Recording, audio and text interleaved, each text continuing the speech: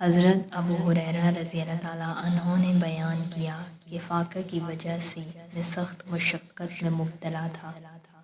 پھر میری ملاقات عمر بن خطاب رضی اللہ تعالیٰ عنہ سے ہوئی اور ان سے میں نے قرآن مجید کی ایک آیت پڑھنے کے لیے کہا۔ انہوں نے مجھے وہ آیت پڑھ کر سنائی اور پھر اپنے گھر میں داخل ہو گئے۔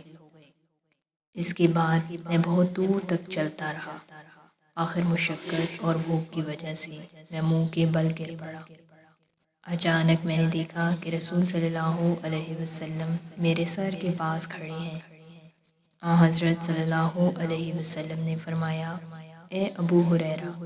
میں نے کہا، حاضر ہوں یا رسول اللہ، تیار ہوں۔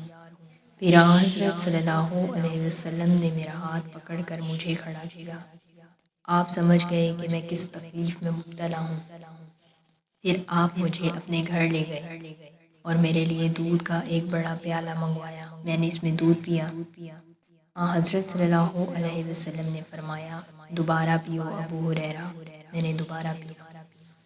حضرت صلی اللہ علیہ وسلم نے فرمایا، اور پیو۔ میں نے اور پیا، یہاں تک کہ میرا پیٹ بھی پیالے کی طرح بھرپور ہو گیا۔ ابو ہریرہ رضی اللہ تعالیٰ عنہ نے بیان کیا کہ پھر میں عمر رضی اللہ تعالیٰ عنہ سے ملا اور ان سے اپنا سارا واقعہ بیان کیا اور کہا، اے عمر، اللہ تعالیٰ نے اسے اس ذات کے ذریعے پورا کر دیا جو آپ سے زیادہ مستحق تھی۔ اللہ کی قسم، میں نے تم سے آیت پوچھی تھی، حالانکہ میں اسے تم سے بھی زیادہ بہتر طریقے پر پڑھ سکتا تھا۔